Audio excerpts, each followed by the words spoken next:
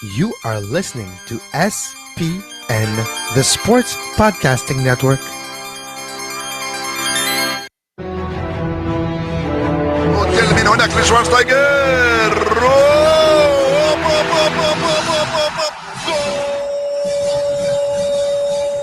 Pegarle Ronaldinho Gaucho. Ya lo hace. Pierna derecha, directo al arco. ¡Golazo! ¡Golazo! ¡Golazo!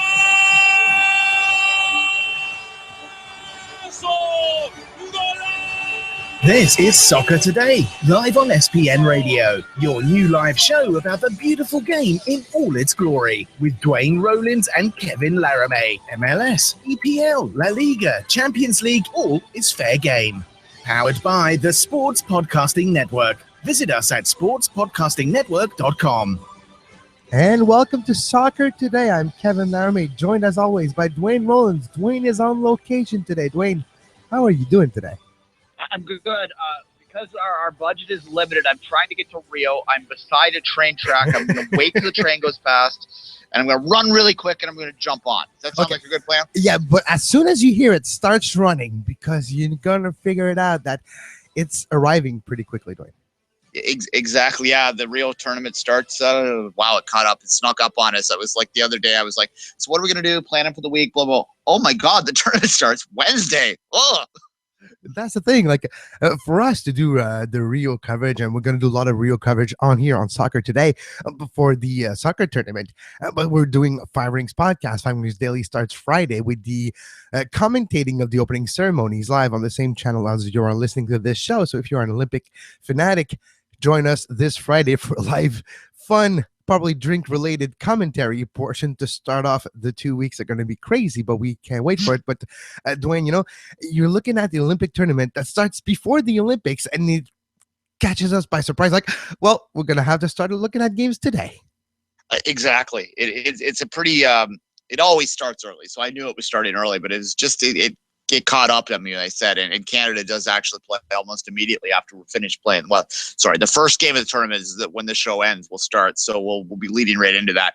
The Canadian team plays this afternoon at 2:30, I believe. So that's going to be or 2 or 2:30.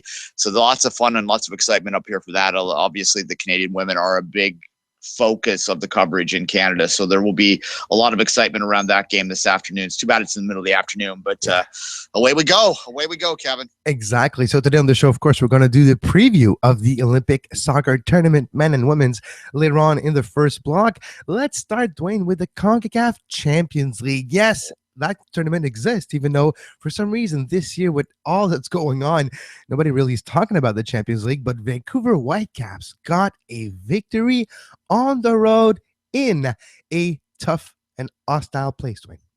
Yes, Central FC in Trinidad. Look, 1-0. A lot of Whitecaps fans are going to be a little bit ambivalent, a little bit torn about that result, but nonetheless, I don't think you can underestimate how difficult it is to play anywhere in CONCACAF. So certainly to get a win there was worthwhile for them. A very young lineup, if you looked at it, which we expected. Intermixed a few bets in there, which is the way most MLS teams do it, and certainly Vancouver's no different here. I anticipate that Carl Robinson will use a lot of the kids here. It's confusing to a lot of people that it's Vancouver in this tournament. If you're not really tied into the Canadian system and aren't sure why that is, because you remember Will Johnson breaking his leg to win a cup less than a month ago. That was to qualify for next year's Champions League. So a bit sideways that way, Kevin? No, exactly. But it's going to be interesting. Another result from last night, Pachuca and Olympia in the CONCACAF Champions League, as Pachuca from Mexico, the team that Montreal eliminated in the quarterfinals of the 2013-2015 CONCACAF Champions League. Another team that's really well known in Canada, CD Olympia, which both Montreal and Toronto faced over the years in the CONCACAF Champions League, 1-0 for Pachuca last night. Duane, tonight we have from the Major League Soccer, New York versus Antigua as well. And the Portland Timbers are facing quite a mythical adversary with Dragon. Yeah, I love that name. That's what the great thing about CONCACAF Champions League is there are some spectacular named teams in this tournament. Don Bosco, come on. Sounds like a mafia from like the 70s or something. Yeah, you got that team there. I don't know if Arab United's in this one or not, but they have been in past tournaments. TFC's played Rio a few times, Arab United, so that's kind of fun. Of course, you got Joe Public, although we shouldn't. Everyone laughs at Joe Public, but Jack Warner owned Joe Public, so we should probably have a little bit of a chill on that one. There might have been some stuff going on with that team, so alas, we'll ignore them. Actually, for those that don't know, Joe Public was relegated last year, not because they finished on the bottom of the league, because Jack Warner owned them. So they're in the second tier of the Trinidad League now. So lots of fun names in this tournament. And it's funny, you mentioned teams that we're familiar with, because if you could imagine going back like 10 years ago and thinking that we'd be familiar with Olympia or whatever. The first time I saw Real Esteli, because they're actually playing Dallas on Thursday, Real Esteli was the first team the Montreal Impact played in 2008 before the group stage. Back then it was a 3-team group, but you had to play in before that. And Montreal played in home and away versus Real Esteli. That's a long time ago. That name's creeping up. They're playing Dallas on Thursday. Yeah, exactly. And we have history with these teams now. And that's just very strange, because there was a long time when Canadian soccer was just in the wilderness. And the fact that there's now, like I said, history with these clubs is a bit odd. Typically it's the Champions League is very much Mexico, big gap, MLS, smaller gap, but still significant. Costa Rica, big gap, rest. Right, yeah. That's the CONCACAF Champions League in all of its glory. I mean, even when TFC was in the CCL in some of its worst seasons ever, but yet they still managed to handle a lot of those Central American teams, which tells you that the gap is pretty significant, Kevin. No, exactly. So looking at the team this year in the competition of the group stage of the CONCACAF Champions League for 2016-2017, let's remember Vancouver got this ticket for this tournament more than a year ago, when they finished best of MLS. Before they didn't qualify for this one with the Virgins Cup. We'll see. They will, and that's the next one, and then it'll be Toronto. That's the long ways to go for the CONCACAF Champions League. But do you take anything from this 1-0 victory, Duane, of Vancouver Whitecaps versus Central FC? Do you think it's going to help them carry a momentum? It was a young, heavy roster. So is it, for them, is it a step in the right path? And do they take the famous question for the CONCACAF Champions League? Well, are they taking it seriously? This game was the banana peel game for them. That if basically we all knew that it was going to come down to we assumed it would come down to the matchup with the number one seed in that group. Canada always goes in as the second seed, which makes it both challenging and boring for us at the same time. So you have to win. You have to get 6 points from the third seed in the group. It's expected. They got that. I wouldn't think there'll be much challenge on the reverse fixture in this competition for the Whitecaps. They absolutely had to get it. So there's a lot of pressure going into that, especially in the road. And to get that result is, again, it's expected, but at the same time, you've got to understand that you've got to balance that in such a way that allows you to get that 3 points, because if you don't, you're screwed. And they did that. So you've got to give them a tip of the hat there. And I suspect that when they get back at home in that number one matchup there, that it will be a much different competition for them. I don't actually have it in front of me, Kevin. Do you have the groups in front of you? I don't have the group, but they're the same group as Sporting Kansas City. That's what I was trying to get at. Yeah, I thought it was Kansas City. I didn't want to misspeak. So yeah, it will be between those two. It'll be very interesting to see how SKC treats this competition this year. As you know, Kevin, because you predicted them to win the MLS Cup. As you know, they are struggling a little bit in the league, so it'll be curious to see whether they put a lot of priority in that. August 16th, Duane, Central FC Sporting Kansas City. So the trip to Trinidad for Sporting Kansas City will happen in about 2 weeks' time. Yeah, and look, they got a bit of a break in the sense that it's a little easier to. It's a long trip. It's a very long trip. Vancouver's lucky that they've gone down on the Tuesday rather than the Wednesday, because that 1 day of travel time will make a big difference. But it is slightly easier travel than getting into some of those El Salvadorian and Nicaraguan kind of teams. I remember Torsten Freng's first ever game was against a Nicaraguan team where they had to take like a 4 connection flights and a bus trip that went into the middle of nowhere and they played in a field. Like, I mean, it's a little better in the Caribbean. So that's a good for them there. But the travel in this tournament is just outrageous. Steven Sandor talks about it all the time with Puerto Rico and the NASL and how it's the longest road trip in North American professional sports, perhaps in the world, the Edmonton, Puerto Rico game. That's kind of what you're dealing with in the CCL pretty consistently. So it is a very challenging tournament. And a lot of people will look down their nose at it. And there are a lot of teams in it that are, semi-pro, well, perhaps in some levels, but nonetheless, the travel kind of makes up for that. And it is a very big challenge for these MLS teams that have limited rosters to sort of get through. The Mexican teams can throw their reserves down and they don't have much problem with it. And that's probably a big reason why they're so successful. MLS teams a bit different. We mentioned names, and I just found the best name of them all. Yeah. One team is called Police United. Yes. Police United made it. It's a police team. Police United made it. Oh, there you go. Yeah, that's awesome. The best team. I'm rooting for them. And guess what? Careful. They might go after you after. Yeah, there you go. It's fun stuff. The CCL is the ultimate football hipster tournament in many ways. It really doesn't get going in any significant competitive way until the winter, until February and March when those knockout games happen. And that's where all the big memories that we have around this tournament are always those big games where we fill a dome up or whatever, the Olympic Stadium, the Sky Dome here in Toronto. All those things were great games, but you got to grind through that group stage first to get that chance. And Whitecaps fans, I don't know, you tell us, Whitecaps fans, if you're listening to this show, I suspect that the CCL matters to you, but let us know on our social medias at SportsPodNet, at 24th Minute, at Kev Laramee, whatever you want. Just let us know whether the CCL matters to you or whether you're much more interested in Vancouver protecting that playoff spot. Well, that's a question. And if you, yesterday on TVA Sport, it was the Impact This Week, their weekly magazine show about the Impact.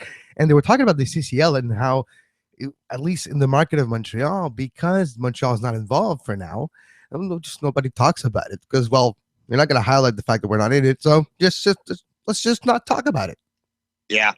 That is the big problem with this tournament, is getting attention outside of the markets it's in. And here's one of those trains I'm going to try and catch, Kevin. I'm going to go quick.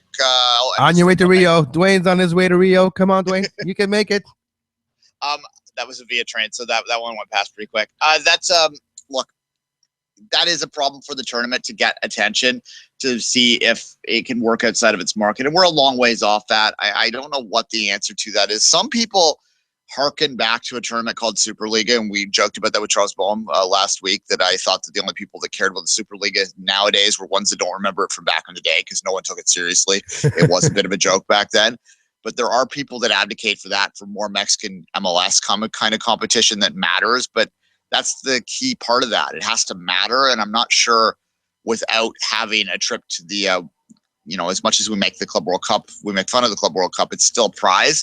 Yeah. So if you take that off the table and just have a competition between MLS and Mexico, you might have better games, but they're not better games if you're playing your reserves and no one cares. Well, yeah, that's the truth. All right, we'll take a small break. When we come back, we will be talking about Rio and the Olympic Soccer Tournament.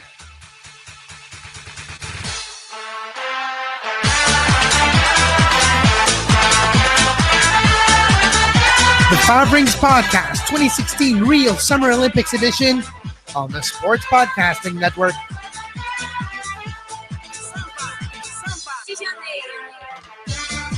I don't know if you're like me, Duane, dancing right now while you're trying to figure out who is going to win. And it starts today, the Olympic Soccer Tournament. Duane, Canada starts playing today as well. Yeah, Australia. And look, this is probably Canada's biggest game of the tournament.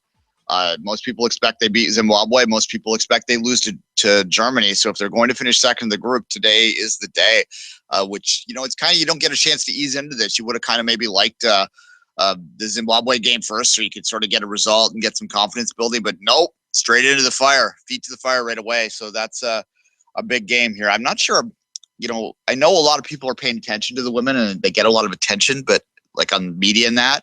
But I don't know how many people are aware how big today is, Kevin. No, exactly. Well, look at the amount of games played today. It's quite crazy. If you look at about, there's three groups in women, so Group E, F, and G. So you have Sweden playing South Africa today at 12 p.m., Brazil, China, 3 p.m. Those are all local time. South Africa playing China at 6. That's Group E. Group F today, Canada 2, Zimbabwe versus Australia. Zimbabwe, Germany at 5. And on Saturday, August 6th, Canada, Zimbabwe is the second game. So, some of the groups play a lot of games early. And then you have Group G, United States, New Zealand, and France, Colombia today. So a lot of important games already in a day where people don't even expect games to be played, or they forget that it starts early. Yeah, because everyone's geared up for Friday's opening ceremonies, and the soccer tournament always starts the day early, and the women's tournament kicks it all off all together. Look, and the women's tournament is the bigger of the. I don't know. Is the women's tournament the bigger of the two tournaments? I think it is. It's the more important of the two tournaments in terms of global understanding of what this means. It is part of the. It's a major as opposed to a. I don't know what would the men's tournament be? Well, it's a youth tournament. The men's tournament, U23 with a few overage players. I don't even qualify this as a overage tournament because it's not. It's a U23 tournament with just a few stars to spice it up, basically. Yeah, exactly. And Neymar being the biggest one of all, though we talked about that last week. Neymar seems to be more interested in partying on the beach than he does on actually playing in this game. We'll see. We'll see how that plays out. We'll talk about the men's maybe. Let's stick with the women's for now, though, Kevin. Look. There is a general rule here. Do you see anyone touching the United States? They've sent a younger team. They've sent a transition team. But a transition team for the United States is a much different animal than a transition team for say, Canada, which is what Canada sent as well. I see maybe the France as one of the potential opponents for the United States this year. Maybe a Germany if things fall the right place. It's not a tournament that's easy. It's a bang bang, then you go into the quarterfinals, semis, and it's a short tournament. It's not the long ones we're used to. And if you get hot at the right time, like Canada did 4 years ago, you can end up on the podium. Will Canada repeat that performance? We're talking about a lot of things having to fall at the right place. The right type of team need to not make it through and all that. So we're looking at the best third. Sometimes it's going to be difficult with Canada's group when you have good teams, so it's not going to be as close for draws. So if not as many much points, so it's going to be hard to get out of the group if you're not in the top two for Canada. So for the United States, their biggest potential opponent in this tournament, I guess it's France and Germany, basically. Yeah, I mean it's Brazil, I think, as well. The Brazilians at home, I said this earlier on that I think Brazil they've never really performed at their top. I think on the women's side, they've had some issues with support with the federation, but with the Olympics and that additional sort of jab of support there, I think Brazil could be a factor in this. That said, we saw Brazil play Canada in back-to-back games a little earlier this year, in which the Brazilians looked very, very good for the vast majority of it, but still coughed it up at the very end of that second game to a dogmatic, sort of defensive-minded Canadian team. So I think that sort of speaks to, it's almost cliche, but Brazil is almost cliche in the sense that they do that kind of flair, and they look good, but then they can't break a team down, and a team sort of scores on the counter on them, and suddenly things are blown up. If you're a big women's soccer fan, Duane, sorry to interrupt, but just look at Japan. They're not here this year, and that's a big team, a big rival of the United States over the last few years. So they're not there. So for the United States women's national team, this tournament seems kind of open because their usual rivals are not there. So they kind of see this tournament as a proving ground for the next generation. We've seen that transition from the Wambach to the Carly Lloyds, and now it's going to go from Carly Lloyd to the rest of the team that's going to help be the core of this national team for the next 4 to 8 years. Yeah, my theory on the U.S. and the Olympics, and they actually dominate the Olympic tournament. It's theirs. I mean, they win the World Cup, obviously. They won in Canada, but it had been a stretch prior to that. Is that the condensed nature of an Olympic tournament speaks to the American strength, that they are a team because they are so dominant generally that they kind of need that hyper focus to stay on track. It's not to say that they are distracted or whatever, but it's just, if you have a longer tournament, maybe they don't get warmed into it as quick, whatever. But when they're on a straight sprint, which is what the Olympic tournament is, they're there. They're geared in right away. There's no lull. They're right tied in. We saw that in Canada in 2015, where they really didn't look great in the group stage, but they kind of needed that warm up. They sort of lollygagged into it. And then once that knockout stage happened, it was bang, bang, bang. They were unstoppable. And of course, that culminated with that absolutely insanely dominant performance in the final. So that's why I think the U.S. is always so dangerous in this tournament. Is there's no chance for them to relax. They just are completely focused. They can't take anything for granted. They know that any slip up could be the end for them. They're going to be, to me, I just can't see them losing this. It's their tournament, right? No, exactly. When you look at the minnows, Dwayne, because we've talked about the powers. When you look at the minnows, so Zimbabwe, China, and maybe even a New Zealand, do they have any chance, any shot of shocking somebody in the top two? It's going to take a good performance to come out of the group as the best third. Yeah, I'd say Colombia I'd put in that group too. We remember them in 2015 being a team that everyone enjoyed watching.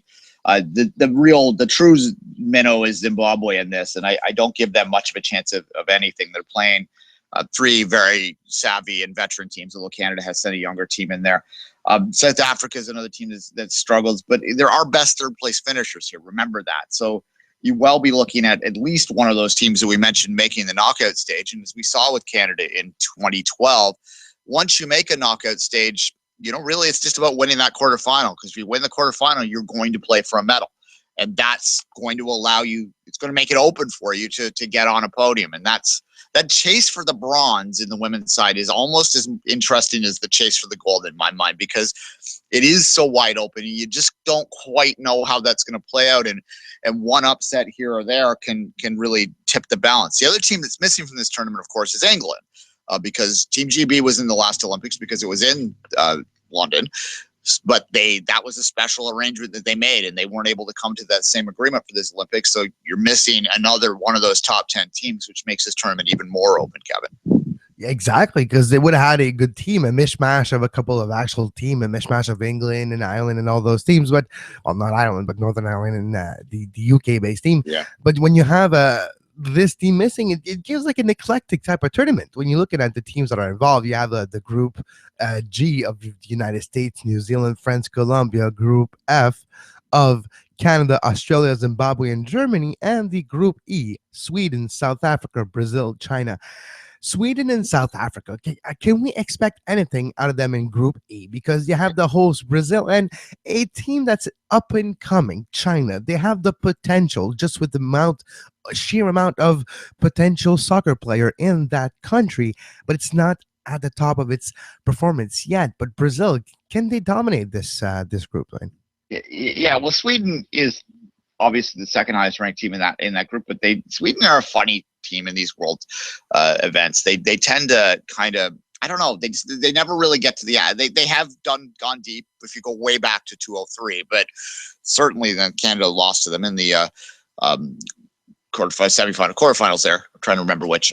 So anyway, yeah, they've gone deep before in these tournaments, but it's certainly a team that underperforms. So they're one to watch for there. But China, you're right, is a bit up and coming. Obviously, they were in famously the foil in the 1999 World Cup final for the U.S., but that was their best chance. Once the women's game sort of started to catch up in other parts of the world, China fell behind again. We'll see whether they can close that gap. But no, I do think that should be Brazil and Sweden's group, and China is one of those teams that's going to be battling, in my mind, for one of those best third place finishes.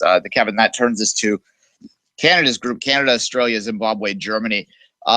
As I said a minute ago, and I'll let you chime in after this, I don't think Zimbabwe is really much of a player here. And in fact, because of the best third place finisher situation, they could be in for some ugly days because teams can't afford to take their foot off the pedal against them, Kevin.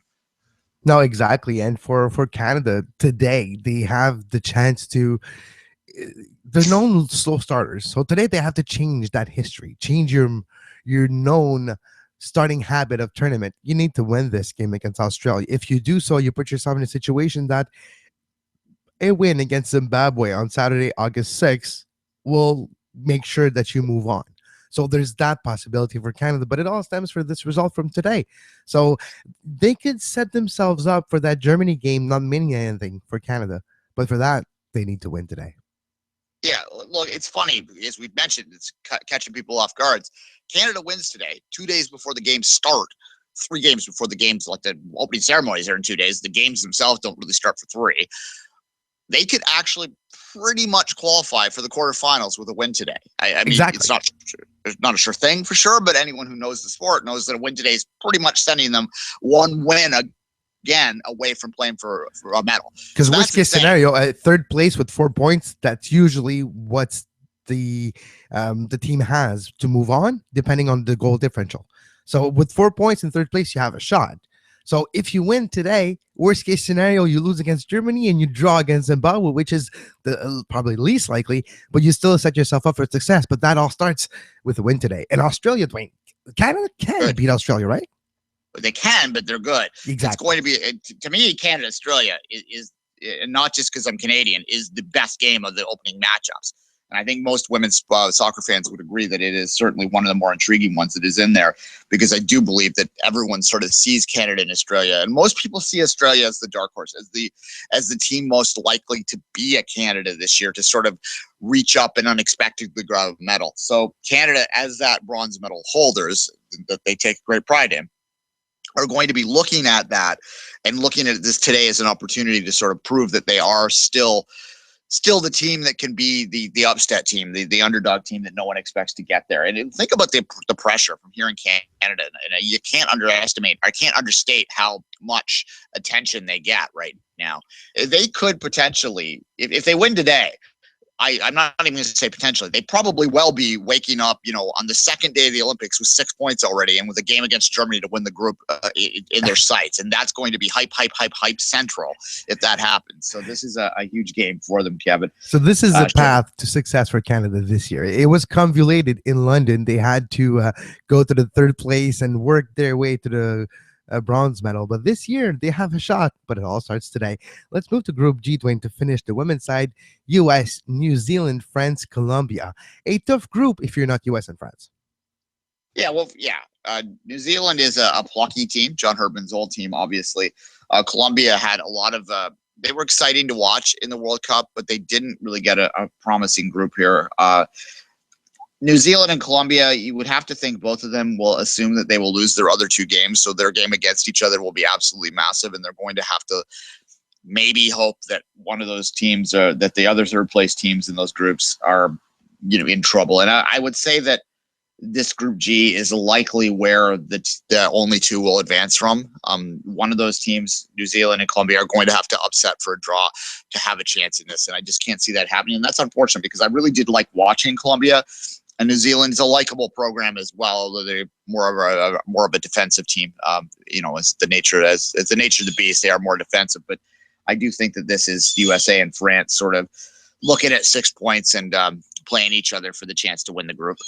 No, exactly. All right, let's take a quick break, Duane. When we come back, we will focus on the men's side of the soccer tournament of Rio 2016.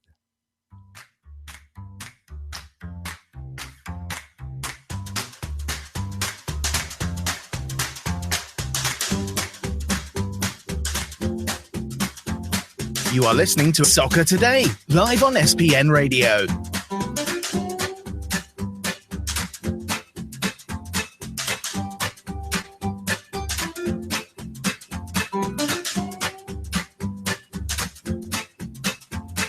Visit sportspodcastingnetwork.com for more.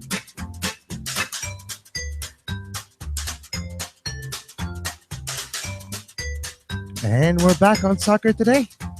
Duane, the men's Olympic soccer tournament starts tomorrow. Iraq, Denmark, Brazil. Yeah, exactly. And it's Brazil, South Africa. But first of all, let's talk about Brazil. It's Rio. Will it be redemption for 7-1? You know what? I don't think so. I'll put that prediction on there. I just can't see. I don't think Brazil's going to win this tournament. And I think it's going to be more soul searching at the end of it. It's going to be more trying to figure out what's wrong. This is historically the weakest Brazilian pool we've ever seen. I think a lot of that has to do just with the chaos around that country in many ways, which includes the Football Federation. We will see how this plays out. But I think that you're going to be looking at one of those European teams, perhaps Mexico, even the defending champions. I just can't see Brazil winning this, and I'm trying to catch another train here, guys. But we're looking at a Group A, Duane, that's quite literally built for Brazil for success. They have Iraq in the group, Denmark and South Africa. I cannot see any of those teams almost getting results against Brazil. So I do see Brazil still finishing first in their group. Yeah, I think the Danes would be the second best team in that group, clearly, as a European team. You can never discount the European teams. But yeah, it is their group to win. I just think that I just get a hunch. I just have a hunch that they're going to run into a team in that knockout stage. And that article last week, not to belabor it, with Neymar talking about how he thinks that it was unreal, ridiculous that people should criticize him for partying during the Olympics, tells me I don't know whether that was the right choice.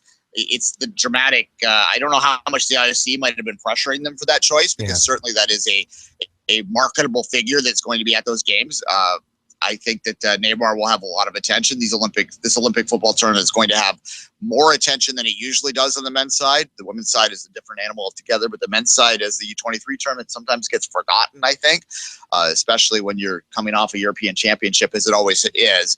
So I do think that Neymar might have had some pressure from outside, and I'm not too sure whether or not he would have rather been a Copa, and this is just kind of a lark for him at this point. Well, just speaking, I want to think about the idea of a couple of older players joining a U23 side. It's almost like you're putting players in a team that's already formed and already used to playing together, and you add a player and a star that changes the dynamic and the way this team is set up. I almost think that when you put superstars in those type of team, you almost hinder them more than you help them because it's a team sport. As much as an individual is, a team that's used to play together is going to overcome that individual. And if you're looking at the prior Olympics, like in London, teams with the biggest star aren't the one that won. It's Mexico that won.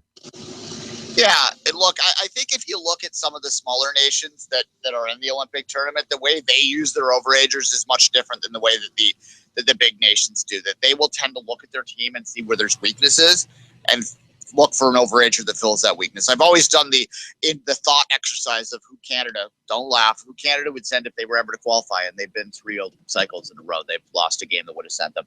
However, I always end up coming down on like, okay, well, they're a bit weak here, so that player would really add to it.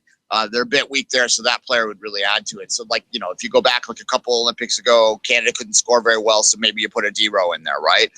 That's kind of how I'd approach it. But you're right, when you have a superstar in there and there's pressure maybe from a marketing perspective, that could really throw that team concept off. And I just have worries about this Brazilian team. Apparently, and I found this kind of funny, and I think it was Grant Wall that tweeted this out, that the polling is 7-1. Obviously in Portuguese they say it, but a 7-1 has become like a term that they use in Brazil to refer to anything where someone unexpectedly really chokes up something. So that has actually gone into the general conversation that people pull 7-1s now. Just like pulling an Ernie in golf terms, where you screw up in the first hole of a major tournament. Yeah, you're pulling it. Wow, it has become pulling a Munson. Wow. It has become something. All right, so we've talked about Group A. Let's move to Group B, Duane. Sweden, Colombia, Nigeria, Japan. A group that's eclectic in its nature, but with a couple of great teams, especially Sweden and Colombia, but do not disregard a Japanese team. And even Nigeria can be surprising. This group is not easy at all. Yeah. If Nigeria gets there, and that's the news of the morning, is the Nigerian Federation didn't pay bills or something. So they're currently sitting in Atlanta trying to get a connector to Rio. So, hey, way to go, Nigeria, to they're distracting from the problems in Brazil, at least, anyway. Well, it game's tomorrow at 9 p.m., so they kind of have to get there quickly. Yeah, they're going to be showing up late, and that's always the thing with these teams from those kind of places in the world where maybe the finances are not always getting where they're supposed to get, we'll say. Is that a delicate way to put it? Yeah, that's a fair way to put it. Yeah. So anyway, hopefully they get there. That's the story today. Obviously you wake up and just shake your head. I can't wait till these games start, Kevin, so that we stop having to talk about problems there. But anyway, although we'll talk about the problems when it's there, don't you worry. Anyway, putting Nigeria aside, you're right. Yeah, that's a strong program over the years, and they've done very well in the past. But this is a super group. This is, in many ways, I think, the group of death in these games, because there's no third place finishers on the men's side. Colombia is the interesting team to me. Sweden has, obviously, we saw that in the European Championships. They're not exactly at the top of their powers right now. And no Zlatan. Do not wait to see Zlatan. You are not going to see him. Yeah, no, that's not going to happen. Japan is very technical. They've done very well on the women's side. Obviously, the men's side haven't had the same breakthrough yet. But this is just a really intriguing group in many ways. I don't know if there's a natural favor. I would go with Colombia a little bit here. They of course beat the U.S. To qualify as the best third place, actually best fourth place out of South America. So interesting group there for sure, with no clear favorite. Although we have to talk about maybe Nigeria being the clear fourth in this based on the problems that they're having. Yeah, no, for sure. It's gonna, first of all, just the training schedule is already out of whack with their problem to get there, and that's gonna have repercussion mentally for the players too. They have a certain amount of time to turn around and get ready if they make it there. Otherwise, it's gonna be another interesting situation where the IOC or FIFA is gonna have to actually have a ruling. Well, what happens if Nigeria doesn't get there? They lose by default, and Japan gets a 3-0 and 3 points. I suspect, yeah. I think, I don't know. I've never seen this situation in a major tournament before. So I think they'll figure it out, that now that this is getting major attention in the press, that at the very least someone will sweep in, like a Nigerian expat or something that has money, and get them down there. I can't see them not making it at this point. And I suspect maybe the fact that they went to the press is partly to try and make pressure to make sure there's money. Now they've been embarrassed. So someone, whoever has that money, someone's going to find it, and it will, it'll get down there. But you're right. It's going to affect their attention and their ability to train in that first game. And the other part of that too is that sometimes when the monies aren't going to the right place, you'll see teams that sort of just, they don't care. When they get down there, they're like, fine, you're not going to treat us right. We're just going to pass the ball around and get out of here in 3 games, and we'll take our per diems. That's if they get paid. If they get their per diems. Exactly. So we'll see. Move to Group C, a group that's very top heavy. Mexico. DJ. Yeah, Mexico, Germany, Fiji, and South Korea starts tomorrow, 4 p.m. with the big game of the group. Starts a group off, Mexico, Germany, to start 2 contenders, you would say, in the world of football and in the world of U23 as well. Mexico is the defending champion of the Olympic tournament, and they do have a little weaker generation, but still very good. And Germany, we all know what Germany can do. Yeah, both of those are amongst the gold medal contenders for sure. Mexico had their breakthrough to win a U23 tournament. I think we're seeing in this region how strong Mexico has become over the past few years at all of the levels, including this. But this is especially an area where they are pretty dominant, and I would anticipate that they will be one of the contenders again, and that is a good game to start it off. But let's talk about Fiji for a second. How did they get there? Exactly. Well, let's explain how Fiji, clearly I don't want to be disregarding here, but they're the smallest. Exactly. They're clearly the weakest team of this whole field, men and women included. How did they find their way to Rio when big team like Canada and US haven't make it there? Well, Canada, no, well, it's because they beat New Zealand. They're in Oceania, so they somehow beat New Zealand. It's only a matter of time, because New Zealand's not that strong. Let's be honest with ourselves. It's only a matter of time until a Fiji to Samoa, because some country like that makes a World Cup, and then I suspect that will be the time that FIFA really starts to objectively look at Oceania as a confederation, and sort of suggests maybe that they either go into South America or into not South America, probably wherever the island is most closely located, Asia, that they would go to that confederation. I suspect most of them would end up in Asia. So yeah, it's a bit of a joke that Oceania gets an automatic into the Olympics, but good for Fiji. It's an amateur team for the most part, so that's kind of fun to watch. I think they're going. I don't think that they're going to be everyone's sort of darlings, because it's Fiji. Will they score a goal? Yeah, that's going to be it. Can Fiji score a goal? If they can score a goal, they're going to probably have numbers hung on them. Let's not kid ourselves, especially against Germany and Mexico. Germany has no pity and no mercy whatsoever. We've seen this in Rio, well, in Brazil 2 years ago. It's not the same team, but it's not in their mindset to just put the lift the pedal. You know what I mean? It's not lift the foot off the pedal. They will drive that pedal to the floor, and they will put many goals past the keeper. Yeah, and look, they're lucky there's no best third place, because then there would be they'd have to drill them. they can kind of work on stuff. They can absolutely play like their second tier guys to get everyone into the tournament, and that will happen. But the talent level at Mexico and Germany is so much higher than what Fiji is, even at that second level, that it's not going to be pretty. I could see double digits in one of those games, which is unfortunate. But this is where you get into that, like, what do the Olympics really mean kind of stuff, and is it really just about like the opportunity to challenge yourself against the best in the world if you're a country like Fiji? And it probably is. And I suspect that that's how they're looking at it, that they're probably aware that they might have 10 pulled against them. That might even be a goal to not allow 10 in a game. That kind of sounds absurd, but hey, if that's their goal, if that's what they're going to be satisfied with, then we will be too. And obviously, most of us will. It's like watching a train wreck when Fiji plays Germany, and we're gonna all want to watch that game because, well, hey, it'll be fun. It'll be, hey, look at Germany, how they're precise passing and actually moving the ball forward and all that. It's gonna be fun to watch. Yeah, and when they win that surprise bronze medal, the made for TV Hollywood movie will be spectacular. Oh, wow. A bold prediction here on the Olympic soccer preview. Group D, Duane, the second representative of CONCACAF after Mexico, a team that's north of the border here in Canada we're not necessarily particularly too fond of. Honduras, Algeria, Portugal, and Argentina.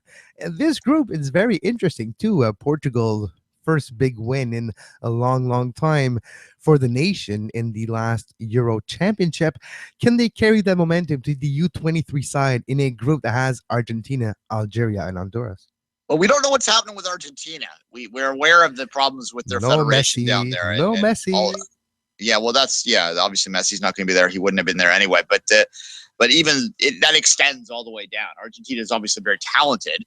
And you would think that they would want to sort of stick it to their neighbor, as they always are want to do. And I think they're probably a little frustrated that they couldn't quite stick it all the way in at the last World Cup. Although making a final probably was poison enough for the Brazilians to have to deal with. However, not losing 7 by 6 goals to Germany was just already making better than Brazil was already a statement in 2014. That was really just the oh come on moment. It was when they lost 7-1 and then Argentina qualifies in the final in their own country. It was kind of the oh come on moment. Not this on top of it. Yeah, exactly. The icing on top of their crap cake. So there you go. No, I'll be curious to watch Argentina. Obviously, they'd not been having the problems in the federation, I may have looked at them and said that they were a contender to win. I'm going to need to see them play to see how motivated their players are to play, because that is a legitimate thing. I think that this isn't a normal tournament in the Olympic sense, in the sense that it's not the most important thing that these guys play for.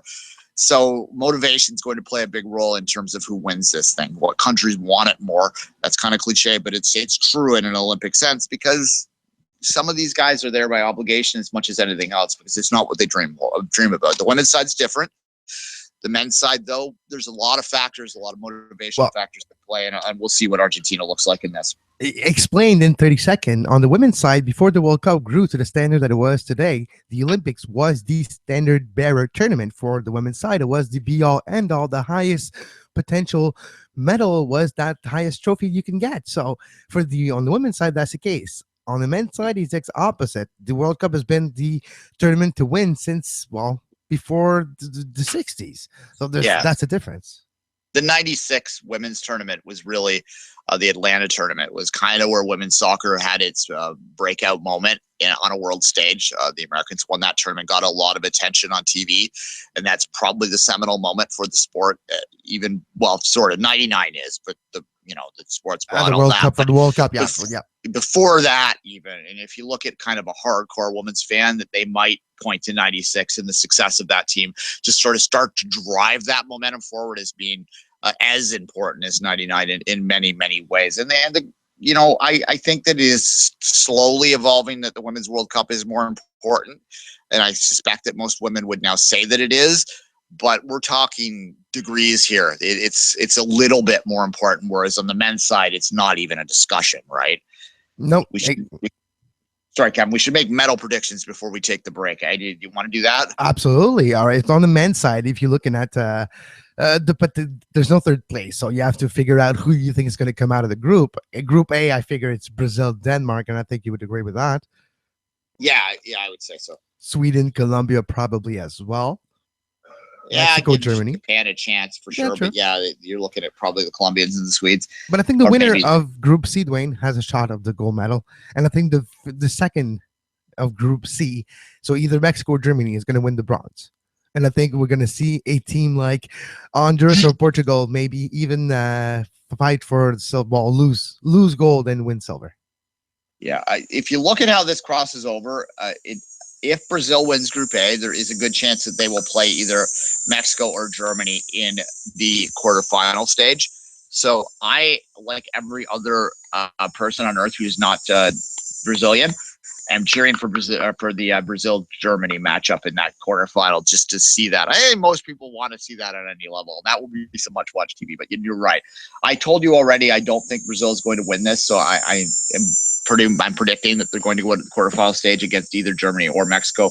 I do think that I'm going to pick the Mexicans to repeat as gold medalists in this. And in terms of the other medals, sure. Let's say that Mexico Germany game is the final. So I'll go Mexico gold, Germany silver, and let's say an upset bronze is out there. I'm going to go with. We'll make it Colombia. That's not much of an upset, but that's who I'm going to go with. All right, and you heard mine, so I'll go with either the winner of Germany-Mexico game as the winner of the gold, the loser the bronze, and Honduras as my silver. And I predict this with a lot of, well, all right, it's Honduras and they win the medal. We'll see if that happens. I doubt it, but who knows because of the way the groups are set up, and we'll see it happens. You know, we usually do on Wednesdays USL Radio, but with the week that we're going through, with the amount of Olympic and podcasts that were published on the network, about 20 in the last 3 days, we encourage you to listen to the previews to get you ready for Rio, Duane. Yes, exactly. And do you have a women's gold medal silver? All right. U.S. gold. Silver will be, we'll go with France because I see a U.S.-France final. And Canada the bronze. All depends. all depends of today. If they beat Australia today, that's my prediction. If not, Australia wins to go with bronze. Okay, fair enough. I'm gonna go. Actually, you know what? I'm gonna keep picking them until they damn well win one. France is winning the gold medal. They are the most beautiful team to watch in women's football, in my opinion. I hope that they can win a title eventually because I think that they just play the game so well and so attractively, and they deserve to win a major championship. So I'm cheering for the French if Canada doesn't win it. So I'm going to pick them to win the gold, and I don't think Canada has a chance to win the gold. So I don't think that I really have to camp that very much anyway. So the silver and the bronze, let's say it somehow works its way back around so that France beats the US in the gold medal final, and the bronze medal. Let's say Brazil finds a way to get a medal in this tournament so that they save a little bit of face. So that's my prediction on the women's side, Kevin. All right, so there you go. You have our prediction for the Olympic soccer tournament. We'll take a quick break. When we come back, a MLS news roundup. We'll talk about the games on the docket for tonight and some rumors concerning some big stars in Canadian markets.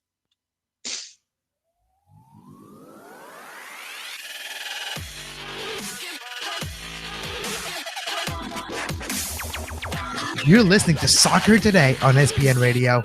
You can find the on-demand version of this very show on iTunes, Stitcher, Feedburner, Podbay Player, Podbean, anywhere you get your podcasts under the Sports Podcasting Network feed.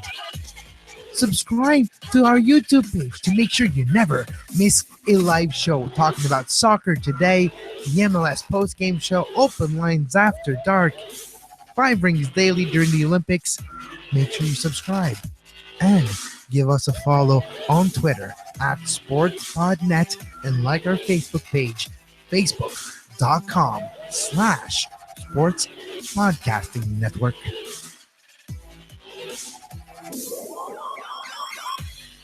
All right. Quite a little bit of games tonight in MLS and CONCACAF Champions League and some friendly. Did you know that the Montreal Impact are playing Roma and Francesco Totti and Nangolan tonight at Stade Saputo?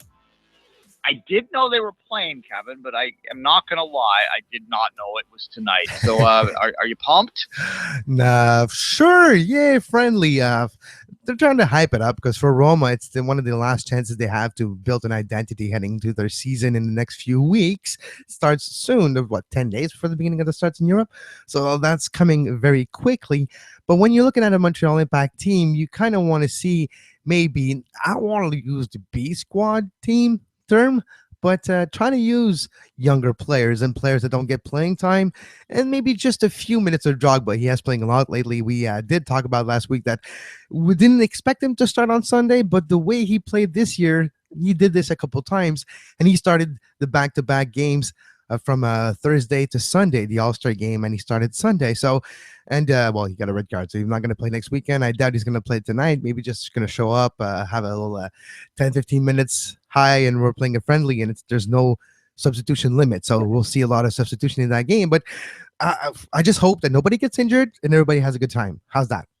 Yeah, look, and what I enjoy about the friendlies, let's have this conversation quickly, is seeing the kids have a chance, because I think it does matter to them a little bit to see those jerseys that they're running up against, to see those stars that they might get a chance to play, because even the backups for Roma are pretty damn good. So for the academy kids, and I don't know what the rules are and what kind of the negotiation, the impact to put into this game, but speaking from my experience, which is almost entirely here in Toronto, obviously, generally they negotiate it beforehand that the starters for both teams have to play for X amount of minutes.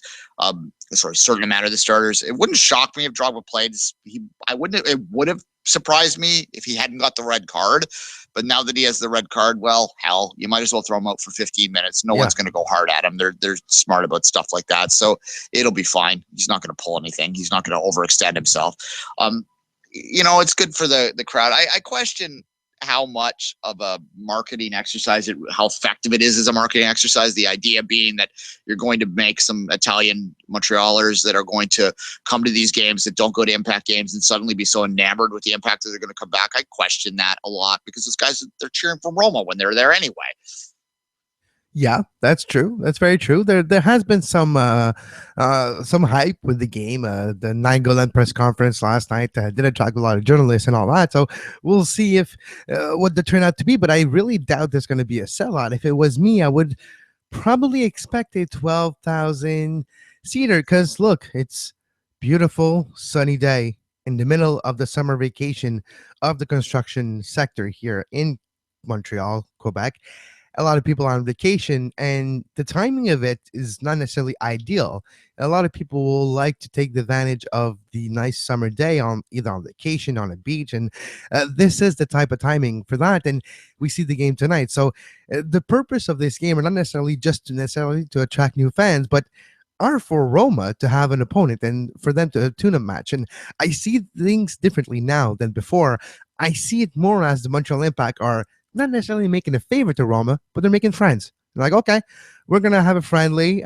You need an opponent. We'll get you that, and in the future we have a networking connection now. There's that, and obviously Joey Saputo has a lot of connections in Italian football to begin with. So he's owner of Bologna. So so I'm surprised he'll play Bologna more often, but at any rate, there is a relationship. They were in Montreal for about 10 days a month ago to exchange their process and how they deal with everything from the academy to the offices. But player-wise on the pitch, we haven't seen that relationship comes to there's like loans and that so far, but nothing very significant as a big name going either way. Yeah, look, are they in Serie A or Serie B right now? I think they're in Serie A. I think they graduated. I think they're stayed in. I'm not sure. If you give me 2 seconds, I will figure it out. So just talk and I'll be back with it. It's always like they're probably there's no probably about it. Serie A is a higher level than MLS, even at the bottom of the table. And I know there's a lot of MLS fans that resist that idea, but it's true. That said, there's no glory to MLS to play in a team like that, and that could play a part of that. They want marketing opportunities. They want the names to come in, and Roma is obviously a name. So there is that, Kevin. They are in Serie A. Okay, so that's something. Let's move to a real game. We've talked about the CCL games off the top. Yeah, TFC plays RSL tonight. 500 tickets left, almost sold out, which is quite remarkable in my mind. I think that they moved a lot of them on the sort of secondary market stuff, like the Groupon and things like that. But nonetheless, to fill that building in the middle of on a Wednesday, in the middle of summer again, because it's same in Toronto. It's country time. It's cottage time right now. Yeah, it's surprising to me. And look, if I wanted to be petty about it, I could point out that the Argos drew 12,000 on a Wednesday, but I shouldn't do that. That's too petty, right? Just the amount of money they spend on T-shirt in every home game, it's kind of mind-boggling to me. Because they want to make sure that stadium looks good, so they put a dark blue T-shirt on every single seat, even if there's nobody there, and it's a lot of money spent on T-shirt. Yeah, they covered anything. They basically cover everything that is TFC in there. Anyway, that's enough talk of that. Look, this is TFC, 2 games on the trot with the win. They've been blowing teams out. This is a bigger challenge today. Joel Plata comes back. A lot of people love Plata. I don't know why, because he walked out on the team in the middle of the night without telling them, but that's a story. Yeah, because he went and then he went to RSL and took like a year. Then he started being good. Yeah, so that's not, at the very least, if you want to still like him, that's fine, but that's not completely blame TFC for that one, because I'm not too sure what you're supposed to do if a player just walks out in his contract. At any rate, guys, Joel Plata is back. And he's coming off of a great goal and great performance this weekend, and he is absolutely playing at a level that we saw glimpses of back when he played for TFC. Look, this is, to me, if TFC gets this nut, they'll be at 9 points on the homestand. If they get this, that will be, in my mind, a successful homestand already. They are right in there in that logjam in the middle of the East, and it's going to be up to one team to grab a hold of it. The other thing about TFC in this stretch is that when they finish it, when they have that 4th game at home, they'll be even on home and away games. So finally, at that point, I think you can look at TFC and understand a little bit about where they stand, because that home away divide in MLS is such a major component of it. So once that gets done, so far so good. Then you can have a look at it. And only one loss at home so far this year for TFC, by the way. 7 p.m. Eastern on TSN4, MLS Live, RDS2 as well in Canada, KMYU in the Rio Salt Lake region. You can watch this game. As we mentioned earlier, New York Red Bulls are facing Antigua GFC tonight at 8 p.m. Eastern on UDN in Antigua Market. And you have as well at 10 p.m. the Portland Timbers versus the best name in CONCACAF football, Dragon, on Galavision at 10 p.m. Eastern. Can you imagine the Tifos? They're probably on fire. Yeah. All right. Real quickly to end the show, Kevin, there's a lot of rumbling around Giovinco in the Toronto market right now, and I thought that I'd bring this up on a very casual level, because I don't fully believe the rumors quite yet, but there is a suggestion amongst multiple people that he might be moved at the end of the year, and it's that move just the clear part of that maybe that TFC or MLSE or someone is looking to make a payday off him, to take advantage of him. They figure that he's only going to devalue from this point on. It's a very cynical view. It's a view that sort of speaks to a lot of narratives around MLSE and TFC. This rumor is out there, so I'm saying it out loud, but take all of those rumors with a grain of salt, because there are a lot of agendas out there that want to push TFC down. I'm not saying that they haven't been right in the past, but there's a lot of agendas out there, and you have to sort of view any of those kind of rumors, if you're hearing them themselves, through those filters. If it does come to fruition, it's obviously going to be a bit of a crap show when it happens, and it would really matter who they brought in to replace him. Yeah, if but if they do it in isolation and don't bring in another star, then there's going to be hell to pay in the market. But again, hashtag narratives, hashtag filters, hashtag be careful, hashtag I'm using hashtags too much. Kevin. Just to finish that thought, Duane, the MLS as a league is trying to go away from the retirement league perception and optics. And Giovinco's move to the league is one of those roster movement that go in that narrative. They do not want to affect that. So for them to sell a Giovinco would go against that. So I really doubt that it's something we're going to see in the very near future. MLS wants to keep Giovinco in the league. All right. I've said it. Until there's something more concrete, I'm not going to say it again. There are voices out there that are suggesting it, and I know some of our listeners have probably heard those same voices, so I thought I would bring it up. Kevin, any final thoughts before you, as always, say goodbye? Stay tuned to the Sports Podcasting Network for more preview of the upcoming Olympics. Again, Friday during the opening ceremonies. You can listen to Duane and I comment and give our little 2 cents on those opening ceremonies and talk about the athletes and the upcoming events and our upcoming coverage of the Rio Olympic Game on SPN Radio with the first 5 Rings Daily, which after Friday, you can listen to it daily. And until then, tomorrow, 11 a.m., Soccer Today is back. And we wish you a great soccer. You were listening to SPN, the Sports Podcasting Network.